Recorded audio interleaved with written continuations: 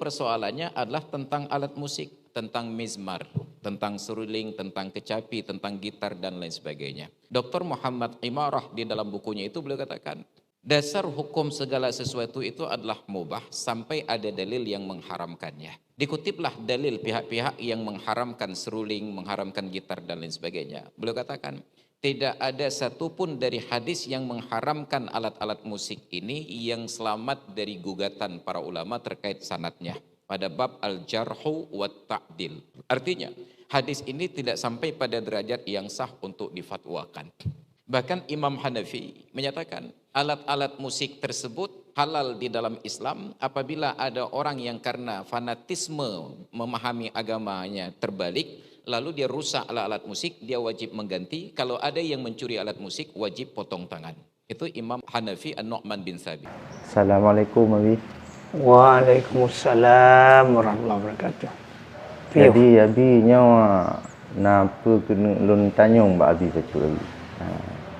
Nah lun dengar-dengar Abi di dalam ceramah Tengku Masrul Aidi Abi masalah tentang alat musik Abi. Jadi di dalam ceramahnya Nabi nyo yang bahawa alat musiknya halal Abi. Halal Abi. Sedangkan MPU Abi nyo berfatwa haram. Oh, benar. Jadi di Tengku Ustaz Masrul Aidinya Nabi nah hadi-hadi yang bahawa menyatakan alat musiknya halal Abi. Jadi menurut pandangan Nabi nyo kiban Nabi. Benar lah. Belum jawab. Diurainya untuk jamai boleh ulun bijak tanya tentang pendapat alat musik, alat lawan. Ya. Nah, ulama kenjut lagi ada Masrul Aidi, sedangkan fatwa MPU hanya. Benar? Ya. Dan jawab dengan Bismillahirrahmanirrahim. Alhamdulillahi Rabbil Alamin. Asyhadu an la ilaha illallah wa asyhadu anna Muhammadan abduhu wa rasuluh. Allahumma salli ala Sayyidina Muhammadin wa ala alihi wa sahbihi wa azwajihi wa zurriyatihi ajma'in. Amma ba'du. Kemudian Jun jawab yang perbezaan Ahlussunnah wal Jamaah bermazhab Imam Syafi'i. Jadi pendapat Ahlussunnah wal Jamaah yang berfaham mazhab Imam Syafi'i, alat lahwen haram. Alat lahwen haram. Kemudian adapun yang ifta yang ikhtiharkan oleh ulama-ulama Aceh, kan cerita orangnya wajib zaman ke yang sifatnya alat lawen tetap haram. Kan masalah pupuk dengan hana. Sebab yang halal hanya apa haram, yang haram hanya apa halal. Ini masalah ni. Sehingga dalam wasiat, dalam undang-undang pohon Nanggro Aceh Jamun wasiatkan kepada kita selaku anu cucu mazhab yang harus diberlakukan, yang wajib diberlakukan di Aceh, mazhab Imam Syafi'i, dan pendapat yang mu'tamad hanya mazhab yang lain kecuali hal-hal yang mudarat. Benar. Adapun yang dipegang dari suku Masrul Aidi mungkin mazhab yang lain daripada mazhab 72 yang lain. Yang benar. Yang dalam mazhab Syafi'i yang mu'tamad tetap hadir alat lawan haram. Kemudian apalagi mengikhtiharkan hukum-hukum yang menentang hukumnya dalam masyarakat yang kemasyhurannya beramal dengan pendapat Imam Syafi'i yang hanya tak pegah pendapat lain kenan dalam Sunnah wal Jamaah na adab. Nampak mesti ada Aceh. Di Aceh yang berlaku mazhab Syafi'i, kata mazhab Syafi'i yang tak pegah. Menang. Hanya tak pegah mazhab yang lain. Kecuali nah hal-hal. Nampak.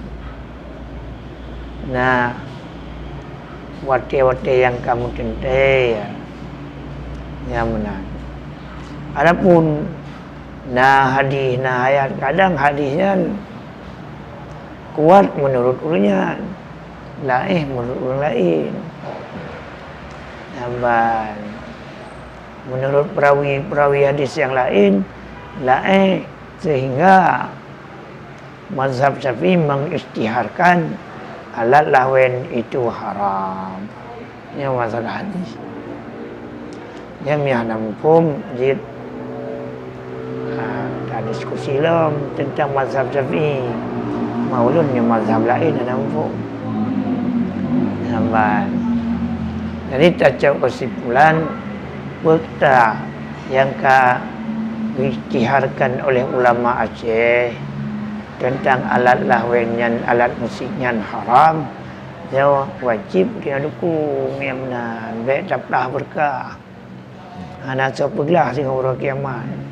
Al-Sunnah wal Jamaah, nan mentang Al-Sunnah wal Jamaah. Siapa pakat, siapa kun.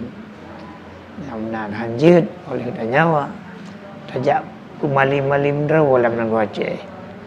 Nampak. Nah kitab Fathul Mu'in ini negara Aceh. Nah kitab I'anatul Talibin sebagai pegangan orang Aceh. Nah kitab-kitab Jawa yang lain kajiannya. Nampak. Yang penting tak nyawa. Dan surah-surah tentang takut ke Allah. Baik tentang anak takut ke Allah. Jangan pegah. Tentang takut ke Allah. Yang baik tadang binahimon. Trip-trip lemon. Dah nak perlihat siapa tengok dia kenal katanya. Yang benar. Yo yang belum pegahnya kan masalah parti, anak parti, masalah hukum. Karena tugas ulama memberi hukum, pegah hukum. Tugas pemerintah menjalankan hukum. Nampak.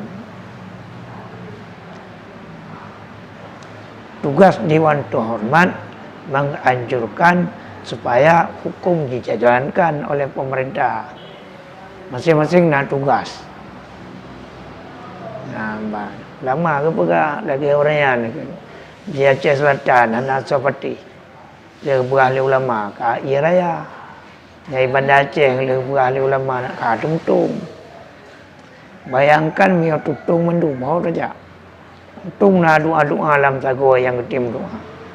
Baik demi murka ya Allah dengan sebab kemaksiatan bangsa kamu. Tung na ulung-ulungnya dan kabih menolak tentang kebenaran Rasulullah sallallahu alaihi wasallam. Nyawa yang jadi nyawa. Nyawa nyawanya kan minta dawangan pagi. Ulun putoi. Makanya lun marit bahasa Aceh ke orang Aceh, ke orang lain lun hana kapasitas untuk marit. Nampak. Ke orang Aceh mentong. Nampak lun sebagai pimpinan dayah Al-Muhajirin dan pisang nyan yang jadi marit. Adanallahu iyyakum majma'in. Mio hana mengerti jadi jalab bagaimana cara mentahqiqkan dalam mazhab. Mentahqiqkan hukum dalam mazhab Syafi'i yang tinggal ada pula. Nampak. Yang menentang yang menjadi saudara. Kalau nak aturan itu. Yang menentang mutakaddimin dengan mutakhirin saudara. Yang menentang Ibnu Hajar dengan yang lain saudara. Kabihnya dalam Bughyatul Murtasyidin kesempurnaan dipegah tata cara mengamalkan hukum dalam mazhab Syafi'i. Dan Allah yakum majma'in. Assalamualaikum warahmatullahi wabarakatuh.